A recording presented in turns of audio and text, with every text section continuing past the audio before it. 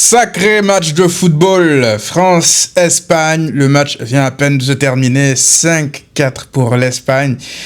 Waouh, il s'est passé plein de choses, plein de choses durant ce match. Bonjour à toutes et à tous les amis, j'espère que vous portez bien. Alors, je sais pas par où commencer, la vérité, je pourrais vous parler de la rentrée de Cherki, je pourrais vous parler de Nico Williams, je pourrais vous parler de Pedri, de Lamine Yamal, mais on va commencer tranquillement. Avant d'aller plus loin, cette vidéo est sponsorisée par mon partenaire RepFoot, si demande de maillots en ligne, vous pouvez vous procurer ce survêtement qu'ils m'ont fait parvenir. D'ailleurs, il n'y a pas si longtemps, vous pourrez le trouver sur leur site. Si vous achetez 3 articles, ils vous offrent un maillot supplémentaire de votre choix gratuitement. Si vous achetez 5 articles, ils vous offrent 2 maillots supplémentaires de vos choix gratuitement. La procédure pour avoir les maillots gratuits se trouve actuellement à l'écran ou alors en description. Et si vous utilisez le code de réduction Massienne, vous aurez 15% de rabais sur la totalité de vos achats. Retournons au match entre la France et l'Espagne, un match qui a tenu toutes ses promesses.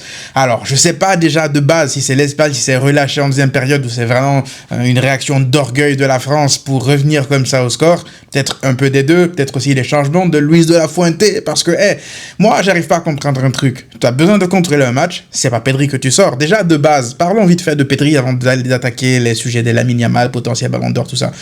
Pedri, moi, qu'est-ce que quelqu'un peut m'expliquer? Luis de la Fuente, il a vu Pedri jouer en tant que numéro, disons 8, dans un double pivot à côté du numéro 6 pendant 10 mois, pendant toute la saison. Il a vu Pedri être le meilleur contrôleur de jeu au monde. Pour faire quoi? Pour le mettre en numéro 10. Je pense que c'est une initiative de Pedri et de Oyarzabal ou Merino. Je pense que c'était Mikel Merino. C'était une initiative, je pense, des deux, parce que ça m'étonnerait que ce soit Luis de la Fuente qui voit le truc et qui décide enfin de voir la lumière. Moi, je pense que sur le terrain, ils se sont dit, écoute, on va se changer nos positions. Et automatiquement, ça s'est fait. On a vu tout de suite l'Espagne reprendre le dessus dans le jeu, une fois que Pedri est redescendu plus bas pour toucher les ballons.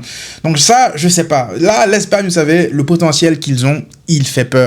Ils ont un potentiel de fou furieux. Là, s'ils vont à la Coupe du Monde l'année prochaine, avec les joueurs, là, on n'a même pas vu, Isco. Alors, Isco, je sais pas s'il ira à la Coupe du Monde. Vous imaginez, on n'a même pas vu Isco ce soir. On a vu Daniel Mo par séquence en fin de match comme ça. Il y a du Gavi, Alejandro Balde qui est pas convoqué. Moi, il y a plein de choses que je comprends pas. Moi, je me dis, en fait, que le potentiel de l'Espagne, il est limite infini. Mais le mec qui est à la tête de l'équipe, c'est lui qui fait peur, la vérité. Mais il les a amenés à un sacre à l'Euro. Donc, disons qu'il a un capital crédit. Nous, on est qui, de toute façon, pour dire que c'est pas un coach de classe mondiale. Il a gagné avec son pays, il est légitime, d'accord? C'est lui qui décide, c'est lui qui choisit ses hommes, comment il les fait jouer. Moi, je pense juste, en tant qu'amateur de football, en tant qu'observateur, que cette équipe d'Espagne, elle peut être encore plus forte, encore plus méchante, en fait, vis-à-vis de ses adversaires. On voit le potentiel déjà sur le terrain. La première période, ce qu'ils ont fait à la France, en deuxième période, je sais pas si c'est encore une fois du relâchement ou c'est juste des changements aussi qui n'ont aucun sens. Dani Vivian, il fait une entrée catastrophique. Il y a tout ça peut-être aussi qui rentre en compte. Bref,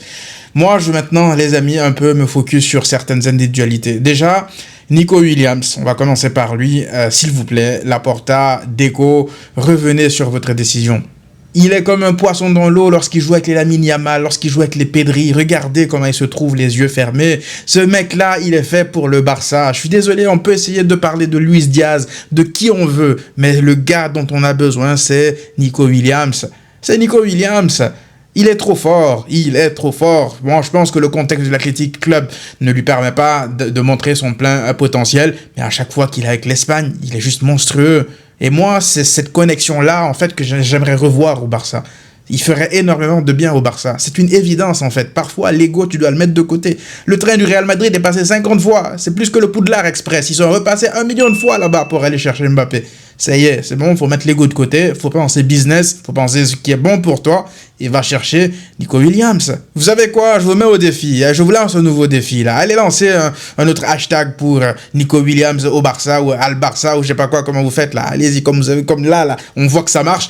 Je pense que c'est ce qu'on devrait faire pour Nico Williams parce que c'est une évidence, la vérité, c'est une évidence pour le Barça. Je sais même pas pourquoi ça réfléchit. Sa clause, est-ce que c'est son salaire qui est élevé? Mais moi, je pense que s'il doit venir, il va baisser son salaire. C'est clair. Moi, je vois pas un autre scénario. Mais voilà, c'est pas moi qui décide, c'est pas vous qui décidez. Espérons que la direction change d'avis et qu'ils ravalent un peu leur fierté et leur ego et qu'ils aillent de l'avant, je veux dire, par rapport à ce dossier. Maintenant, parlons aussi de Pedri. Pedri qui continue sur la lancée de sa saison, en fait. Il la termine comme ça, en beauté. Il l'a pas terminé parce qu'il y a la finale, de nouveau. Et il va affronter Vitinha, à qui on l'oppose depuis le début de la saison. Deux milieux exceptionnels. Vitinha aussi fait une saison extraordinaire, faut le dire.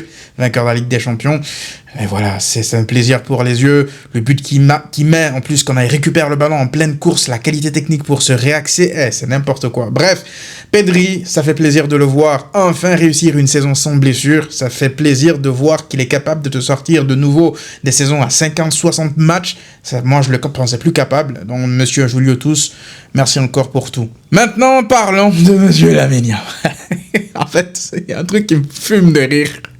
c'est que, en fait, Lamine Yamal, on l'a comparé à la terre entière. Là, ce soir, toutes les personnes contre qui il a été mis en face cette saison étaient sur le terrain. C'est-à-dire Dembélé, naturellement, parce que Dembélé et Lamine Yamal étaient vus comme les favoris du Ballon d'Or. Dembélé était sur la pelouse. Désiré Doué, après sa finale, là, ça y est, ça a commencé encore une fois à parler de Désiré Doué plus fort que Lamine Yamal. Ok. Mbappé, oui, les supporters de Mbappé qui finit Pichichi, qui finit soulier d'or, oui, Lamine Yamal ne marquera pas jamais, ne marquera pas autant que Mbappé, etc., etc. Et Olysée, les fans du Bayern aussi, oui, Lamine Yamal, Olysée plus fort que lui, etc., etc., etc. Ils étaient tous sur le terrain et Lamine Yamal a été le meilleur et de très, très, très, très loin.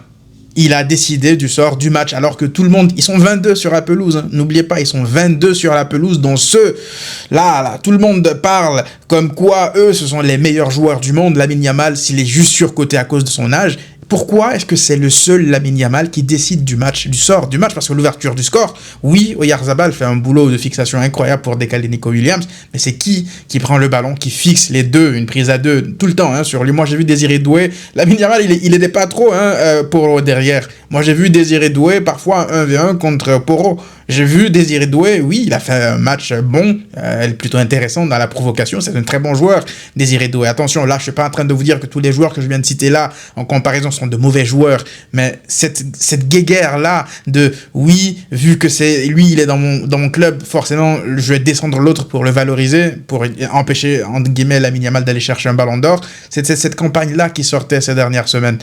Moi, c'est ce qui me dérange. Moi, je dis que Lamine Yamal, il est extrêmement fort, c'est un alien. Ça m'empêche pas de dire que Dembélé est extrêmement fort aussi, que Désiré Doué est extrêmement fort, que Barcola, tous ces joueurs-là sont forts. Moi, je pense juste, j'estime que Lamine Yamal est plus fort qu'eux. Mais c'est pas pour autant que je vais venir descendre les autres. À chaque journée, trouver une nouvelle personne pour essayer de descendre Lamine Yamal, le comparer. À chaque fois, il est devenu une unité de mesure, tout simplement. Là, parce que là, depuis que le match est terminé, c'est maintenant, tiens, c'est qui? C'est maintenant monsieur Ryan Cherki qui est comparé à Lamine Yamal. Ça va aller comme ça jusqu'au Ballon d'Or. Je pense que lorsque tout le monde est comparé à toi, lorsque tout le monde, c'est toi le baromètre de tout le monde est comparé à toi, c'est que c'est assez clair, en fait. T'as pas besoin de toi de faire une propagande. Les autres, ils la font pour toi sans même s'en rendre compte. À chaque fois, un nouveau nom qui sort, je pense que c'est assez clair. Bref, Lamine Yamal, pour moi, c'est pas ce match-là qui scelle le Ballon d'Or, parce que lui-même, il l'a dit, hein. En plus, il y a les médias qui sortent ces phrases dans leur contexte. Il y a le journaliste qui insistait la dernière fois, Lamine Yamal, qui disait que non, on peut pas juger sur ce match-là, parce que si lui perd ou que si Dembélé perd, comment est-ce qu'on juge? Lui, il dit que non, il faut juger sur la saison, pas sur ce match de jeudi. Et le journaliste a insisté, il a dit, limite pour s'en débarrasser, bah écoutez, si vous voulez qu'on le décide jeudi, dans ce cas, bah décidons-le jeudi. Et là, tous les médias en ont retenu que cette partie de sa phrase-là. Si vous voulez qu'on décide du Ballon d'Or jeudi, on va le décider de jeudi. Et là, ça commençait à faire de Lamine Yamal, une figure de mec qui se la raconte, qui est orgueilleux, gonflé, etc., alors que c'est même pas ce qu'il a dit.